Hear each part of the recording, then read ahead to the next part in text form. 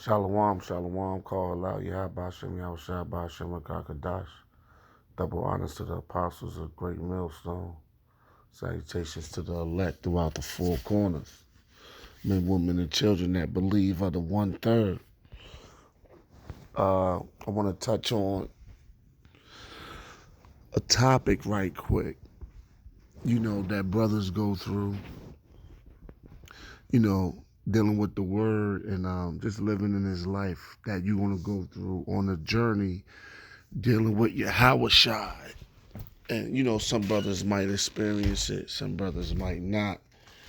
But it's all about following the spirit. And Romans 15:4, I'm gonna get it right quick.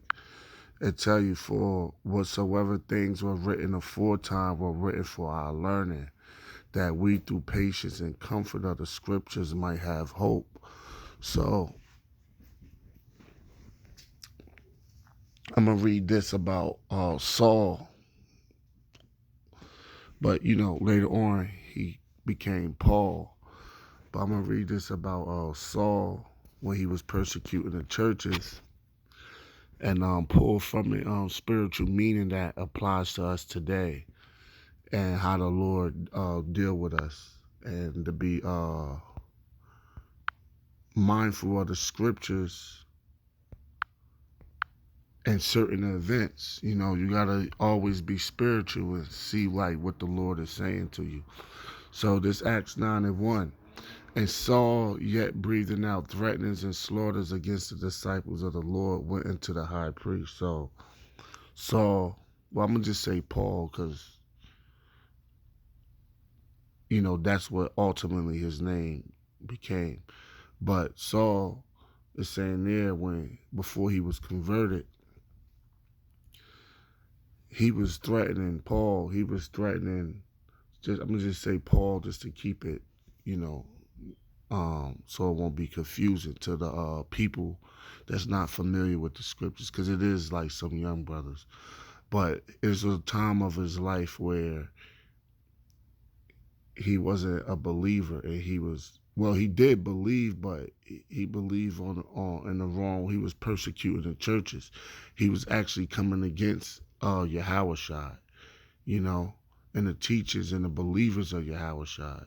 He meant well, but he was actually doing the wrong thing. Disciples of the Lord went unto the high priest and desired of him letters to Damascus to the synagogues, that if he found any on this way, whether they were men or women, he might bring them bound unto Jerusalem. So, like I say, he was persecuted in churches. And as he journeyed, he came near Damascus, and suddenly there shone round about him a light from heaven. And he fell to the earth and heard a voice saying unto him, Saul, Saul, why persecutest thou me? So one of the points here is that what? Paul, he was self-willed, you know, and, being just being a man, period, you need purpose, you need direction, you got things you want to do. Whether it's, ultimately, seek ye first the kingdom of the Lord, and these things shall be added to you. That's always a priority. But however, under that, you have things you're trying to do, whether it's like with your health, finances, certain goals you trying to reach, and it don't necessarily goes against the scriptures what you're trying to do, but what you might be doing is getting in the way of your walk with the scriptures, of your walk in the Lord, if that make any sense. So basically, in to put it in layman's term, say for example, you got a family, right? And you got one kid. And there's nothing wrong with having children. Now the scripture says it's not wise, and they that have wives be as though they had none. But say you wanna have another child, And by you having this other child, it's going to up in your responsibilities. It's going to cause more distractions. And it's going to have you less focus on Yahawashi, Yahawashi. So the Lord could put a stumbling block in the midst, and he can show you signs that he don't want you to do it. But if you try pushing your own will, that's when the Lord can have blind you, knock you off your horse, have your woman leave you, have a miscarry, have these different things happen to push you into another direction. So that's what happened um um with Saul. He was self-willed, and you know we do the Lord's will, but also, us as men, we could be self-willed in certain things we want to do. And the Lord, let you do like little things. But when certain things are those small things you trying to do, that you personally trying to do, interferes with the will of the Lord, now what you trying to do becomes a problem. It don't necessarily have to be wicked or sinful. Of course, we're not talking about sinful things because we shouldn't be doing those things anyway. But however, I'm talking about personal shit you want to do with your personal life. And the Lord, like, nah, if you do that, you're not gonna, I'm gonna read on because it's gonna edify it. I don't want to like just break the whole lesson down in one spot. I'm gonna just gradually break it down. And he fell to the earth and heard a voice unto him, Saul, Saul, why persecutest thou me? Now, we're not actually persecuting the church as far as the believers, but you could be persecuting the church in a way of not being a servant to the Lord to the best of your ability or the best of the degree you can, or what you're about to do will be persecuting the church as far as feeding the sheep. Because if you're not feeding the sheep their food, they're going to be hungry. So, and hunger, making somebody starve, is a form of persecution, you know? So, and when you on your horse, if you know about a horse, you sit high. Like they said in Django, what that nigga doing on that nag, on that horse, right? Because that's a form of leadership. In Ecclesiastes, it said, well, I saw servants upon horses and kings upon the earth. So that represents what? These other nations, starting with Esau and leadership, and Jake being on the bottom. And Theodore Roosevelt, he got a statue of him sitting on a horse, and he got a Judite and a Gadite on the ground in chains, showing that Esau conquered us. I could pull it up, but y'all could check it out yourself. Because I don't want to venture too far off the topic. So when you on your horse, you feel good. You feel pride. You doing your thing. You making your money. You have accomplished this. You saving for this. You know, or and you like, all right, yeah. Things paving out, and you know what I mean. You in the zone of your little personal things you got going on, of you being self willed.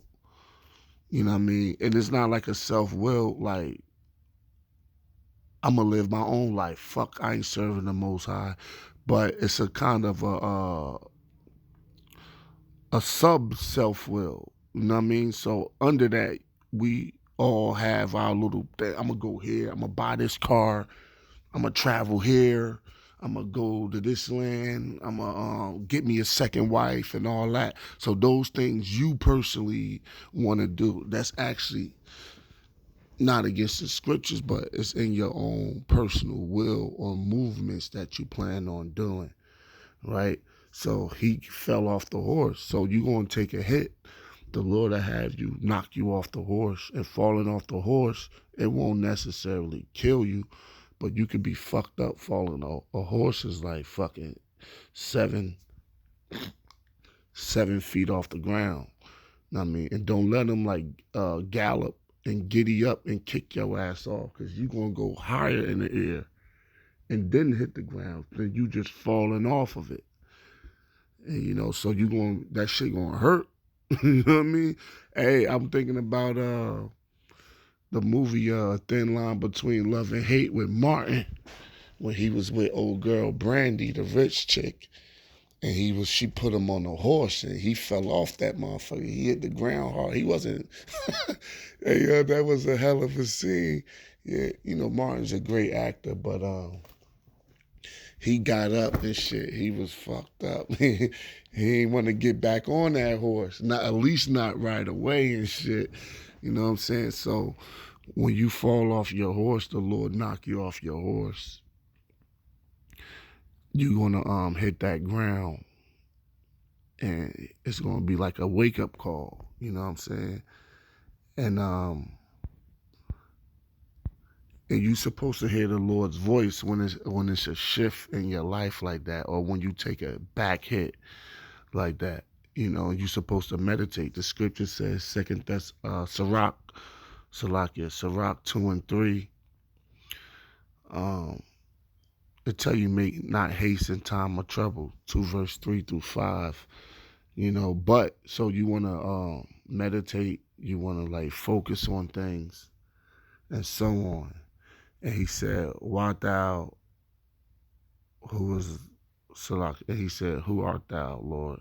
And the Lord said, "I am Yahawashi, who thou persecuted. It is hard for thee to kick against the pricks." Right. So just like Jonah, he was self-willed. He was knocked off his horse and actually thrown in the ocean, in the belly of a big fish, so a large fish. So he like, I ain't going to Nineveh. So we all chosen by the Lord to do the Lord's will. But like, now that was a direct, what Jonah did, that was a direct, like, man, I ain't going there. That was a direct rebellion and the Lord jacked him up. So, but we could be indirectly not noticing it, not noticing certain things we doing. And because Saul, he was sincere, but he was sincerely wrong in his aspect of doing things. And the Lord could be like, you could really want to do this, but the Lord knocked you off your horse. You hit the ground. You lose your woman. You lose your money. You lose your finances. You know what I mean? You take a hit. Your kids get taken away from you. And these different setbacks that happen to you from the path you was going. You make a business investment and it blow up in your face. You lose hundreds of thousands of dollars, tens of thousands of dollars, and you find yourself back to square one. You got to ask yourself and be spiritual and ask yourself, what is the Lord saying to me? Because 2/3, man, let me get this, Proverbs 28:5. They don't think like that. They just keep doing what the fuck they want to do because they don't live for the Lord. This Proverbs 28:5. Evil men understand not judgment, but they that seek the Lord understand all things. So you got to understand and refer back to the scriptures. That's what a spiritual man will do. What is the Lord saying to me here? What is the Lord telling me? Not that, I'ma just get it back. Yeah, you could just get back on a horse and keep riding, but then like more judgment, and that's what happened to the 2/3. They wound up getting killed, slaughtered, and murdered. You know, getting 50 years in jail or some shit, or becoming paraplegic. But they had plenty of warning signs. But what? They said, fuck that. I know I got knocked off the horse. I know I took a loss. I'm going to just get it back. I'm going to just, if I got it once, I could get it again. And, they got this real ambitious, self-willed mentality. And then the Lord just, he keeps upping the judgment on them. And these niggas still don't get it. One of the rappers out here in Jersey, Ransom, he said, sick of jail, but the coffin to be the last stop. You know what I mean? And one of his bars that I remember, and that's how Jake lived, man. They be going back and forth to jail so much until they actually get killed. You know what I'm saying? They actually get like murdered, in the streets. So, and that happened to a lot of our people. But when you riding on that horse, well, let me jump back to Acts. When you riding on that horse, what was I, around 6? Okay. Oh no, Acts 9, about verse 6. Okay, yeah, kind. So yeah, you knock you off that horse, and he trembling and astonished said, Lord, what will I have to do? And the Lord said to him, arise and go into the city, and it shall be told thee what thou must do. So a lot of times, right, he could have told him, like, I want you to go, I want you to do this, I want you to do that, I want you to do this. But a lot of times you got to execute faith. The Lord just wants you to go. You know what I'm saying? Then when you get there, he'll show you the vision. Because Jake sometimes, like, you tell him everything, like, I want you to go here, do this, do that, do this, do that, do this, and that. That gives the mind enough space to wonder. Just like with a woman, right? You leave her in mystery. And we the Lord's woman. You leave a woman in mystery. If you tell her everything, she would kind of have you figured out, and that give her time to rebel. That give her time to try to talk you out of shit. That give her time to try to give you lip. But if you keep a mystery, like, where you going? Don't worry about it. I'll be back. That kind of let her mind wander and like keep her in suspense and keep her on eggshells. And the Lord do that with his women, which are what? The men of the Lord, the elect, the men of Israel. So it says, and he said, he fell. He like, what you want me to do? He said, arise and go into the city of ship. I told thee what thou must do. So he like, go into the city first. I need you to go over here. And then while you over here, I'm gonna give you the instructions. And the men which journeyed with him stood speechless, hearing a voice, but seeing no man. And Saul arose from the earth. When his eyes were open, he saw no man, but they led him by the hand and brought him into Damascus. Right? So he was still like blinded. Because what? In order for us to have purpose, period, we need vision. Right? So even in your little personal endeavors, you got to have some vision. And once you have a vision of something, of you losing weight, of you starting a family, of you investing into a small business, of you doing whatever, of your own personal things, you need vision. But if the vision becomes blurry and you no longer see yourself doing that, because before you could like do something, it starts in your mind first. You got to see yourself doing it. If you don't see yourself doing it, you won't do it. Say if you got some fucking masterpiece sneakers. If you don't see yourself looking good in those sneakers, you wouldn't buy them. You wouldn't wear them. You won't have vision. So normally men are visionaries. You know what I mean? That's what part of being a leader. We have to have vision. You know what I'm saying? And the Lord, the ultimate vision is the kingdom. Don't get it twisted. But we have our personal little side visions too. And the Lord will blind you he will blind that vision to where you can't see that vision no more. And you don't see yourself in that light no more, in that image no more.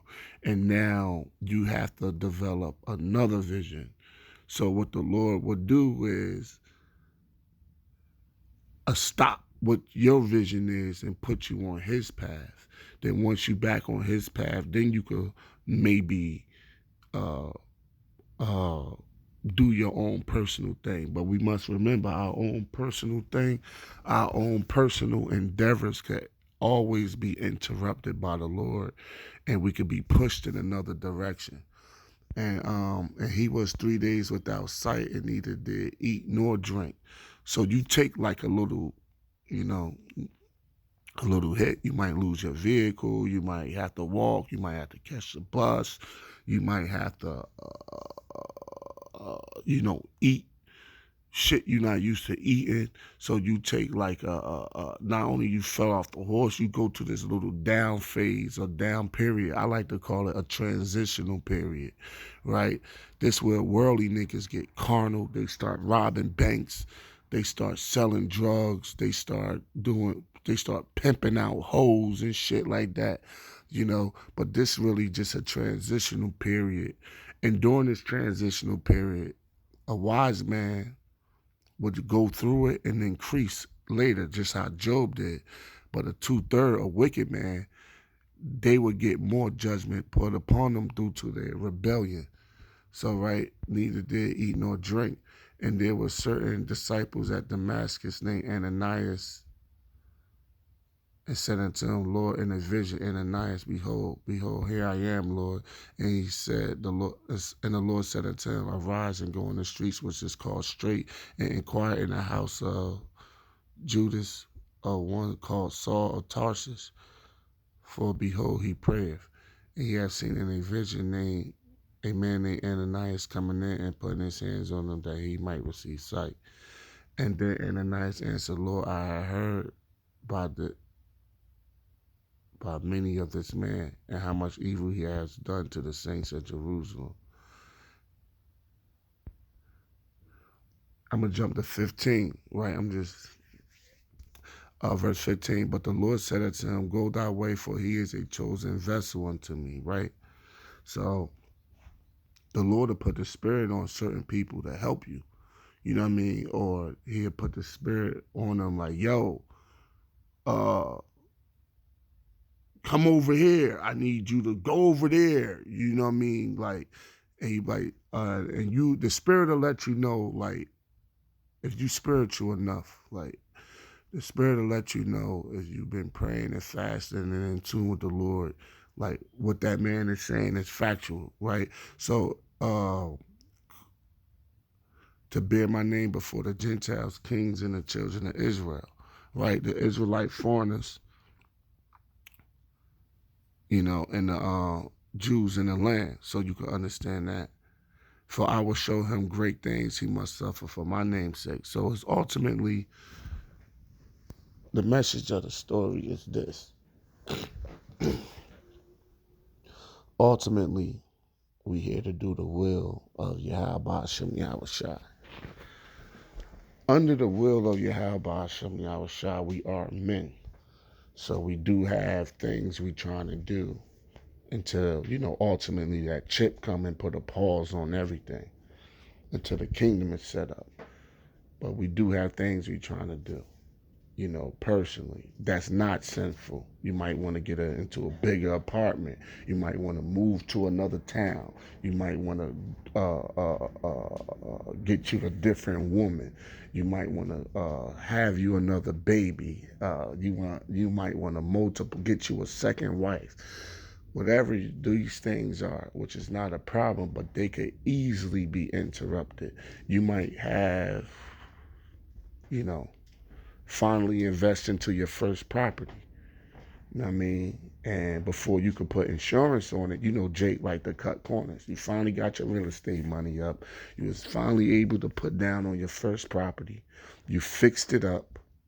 You never put insurance on it yet because you ain't get no tenants. But while you fixing it up, it was 80% done. You put your boilers, everything in there. You did the thing. And before you know it, the shit caught fire and burned down. You put 50 grand on the house. You put 30 G's into building it up. You never put insurance on the property because you figure, I ain't got no tenants yet. You put guard dogs in it so nobody come and steal your pipes late at night. But come to find out, the fucking shit caught on fire.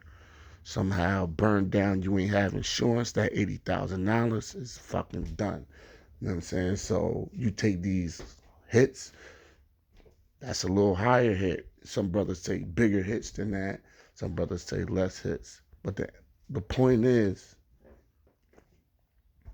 that your personal endeavors, no matter how far you along on your journey, the Lord could easily interrupt that and push you into another direction. And a lot of times you get knocked off your horse The Lord more than likely wants you to go another way. He don't want you to do that. And it's kind of heartbreaking to you because you're like, damn, man, I thought I was there, you know? And this is where a lot of people lack understanding. A lot of people fall out of the truth. A lot of people get upset with the Lord and they turn their back on him because they lack understanding and um, they selfish really. They self-willed, you know what I mean? And they be mad that this big upset happened. And, you know, brothers might tell them, hey, you know, this and that. But, you know, a lot of dudes that's not spiritual, they don't be trying to hear that. So they be like pissed the fuck off, you know. And Salakia, they be wanting somebody to blame or some shit like that. But, you know, it's best to always refer back to the scriptures. And by the way, long as we got Yahawashi, we winning. You know what I'm saying? Like, we got a spiritual bank account.